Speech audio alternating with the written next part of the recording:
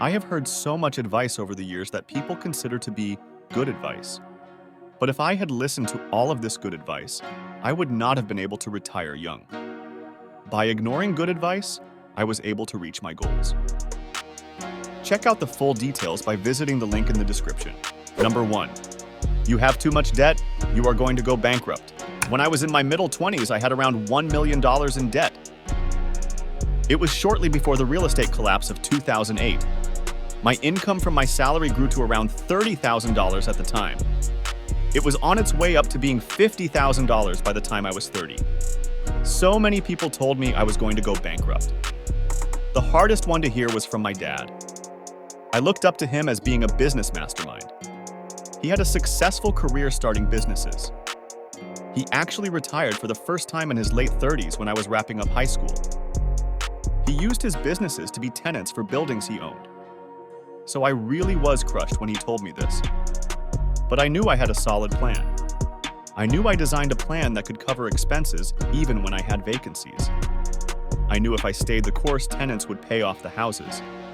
It was hard to hear, but I knew I was not going to go bankrupt. I trusted my plan to retire early. Number 2, you are too young to buy a house. I bought my first house when I was 21. So many of my friends told me I was too young to buy a house. Then, after I bought one, so many people of all ages told me I was too young to own a home. As I bought more houses, more people told me I was too young. I have no idea why age matters when buying a house. But to other people, it did. Other people do not retire young. Number 3, you have too many houses. This is another piece of good advice that many people told me, including my dad. It was especially painful when he told me I had too many houses when they dropped 40% in value in 2008. I remember telling him, "Look, I have the houses. Now isn't the time to tell me I have too many. Now is the time to tell me I'm going to be okay." I knew I didn't have too many houses. I knew if I had less homes, then I wouldn't be able to cover rent if I had multiple vacancies at once. I knew 8 to 10 houses was a sweet spot for me. Anything less and I couldn't afford problems. Anything more and I would have to quit my day job. Number 4, you have way too much credit card debt. I had so much credit card debt. It was part of my strategy. I had a really high credit score, so I had amazing terms and huge credit lines. I would take out 0% interest 18-month cash advances and use them for down payments on houses. Then I would aggressively pay them off before the term was up. Sometimes I had to take out another advance to cover whatever was left of the last one. It was a very high-risk strategy, but my math said it would work. My math was right. I also knew that I bought my houses under value. I knew I could sell one if I had to. That ended up not being true when 2008 happened, but selling was always a last resort anyway. Rents covered paying down credit cards. To be clear, paying down credit card means paying them off. It doesn't mean covering the minimum. It doesn't mean chipping away at the balances. I mean, I attacked the credit card balances. I was very aggressive. I didn't spend my money on what other 20 and 30-year-olds did. Instead, I paid off debt. This isn't totally true. Tenants paid off the debt. Number 5, you need a 20% down payment. Every expert tells you that you need a 20% down payment. It is so arbitrary. When I was a teenager, I used to go to the library and read books by authors like Carlton Sheets. He would talk about buying houses with no money down. He referred to it as other people's money. I thought it was brilliant. There are so many strategies to buying houses without any money down. I've tried many of them. One I never tried was borrowing from family or friends. My first house, I put $800 down. This was less than a 1% down payment. I never put another dollar down out of my own pocket. I could not have retired at 42 if I waited to have 20% down on a single house, let alone 8 houses. Plus, it's smarter to pay discount points anyway if you understand math and plan to own the home longer than the break-even calculation. Before we continue with the video, take a quick moment to hit that like button and subscribe if you haven't yet. And don't forget to ring the bell for notifications so you never miss out on our latest updates. Plus, we've got some helpful resources in the description. Check them out and share your comments after you're done watching. Number 6, you need a real estate agent. Everyone thinks you need a real estate agent to buy a house. I'm not sure why. They never brought me good deals. They never negotiated the way I would have. I was always willing to walk away. They weren't. They weren't able to really give me any value. So I stopped using real estate agents to buy houses. I can read a contract. I'd just negotiate with the seller's agent and offer them a transaction fee or a dual agency arrangement. Plus, I knew if real estate agents knew how to invest in real estate, then they wouldn't be agents. They would be investors. Their expertise was getting commissions, not getting rich. According to The Millionaire Next Door, people become millionaires by investing, not commissions. Number 7, you need to go to graduate school. My degrees were in psychology and philosophy.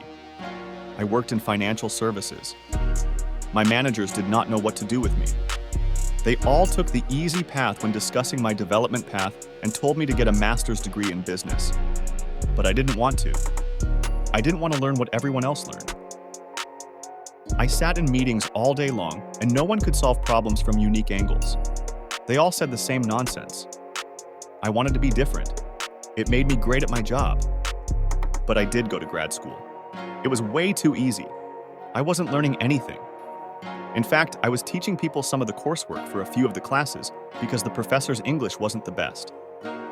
I begged the university to let me take the harder classes and test out of classes. I told them I would pay for the ones I tested out of. I just wanted to go to school to learn. I didn't care about the letters, but I was not learning. I was frustrated. At the time, there was this guy that ran a blog. No one really knew who this guy was. I followed his blog. No one knew what a blog was. This was before Twitter was created. This was before most social media existed. Every now and then, I would exchange emails with this guy. One of my emails expressed how frustrated I was with grad school being too easy. I asked him if MBAs really mattered. His reply changed my life. He said something to the effect of letters don't matter. He said what you learn and do with knowledge matters. So, I dropped out of graduate school and bought more houses. His name is Mark Cuban. This was way before Shark Tank. This was a few years after he bought the Dallas Mavericks. Many people would have considered his advice to drop out of graduate school and do something that would let me learn to be bad advice. I didn't. Here's the email. I want to remain anonymous, so I redacted a bunch. Number 8. You need to determine a career path. Throughout my career, many managers and mentors urged me to determine a specific career path, which I found incredibly frustrating. My mindset was that if you become exactly what you set out to be when you grow up, then you haven't truly learned anything along the way. I wanted to explore the possibilities and then pursue roles that intrigued me. I also live by the rule: pursue what is interesting until it isn't. This philosophy guided both my education and career choices. I pursued a degree in psychology, followed by a degree in philosophy, along with several FINRA licenses and a chartered financial analyst designation. My career journey was just as varied. I started as a technical writer, moved on to become a mortgage broker, and then ventured into various roles within financial services, including operations in the imaging department and security master file, product development, product management, investment product risk, and eventually, an analytic manager reporting to the chief risk officer. I later returned to my first company as a program manager for managed accounts, before retiring at 42. Now I'm a full-time dad who writes to stay active and share my story. Interestingly, most of the people who once advised me to settle on a career path are still working, often burdened by debt and dissatisfaction with their jobs, bosses, and coworkers. Not me. I am happy and free. Number 9.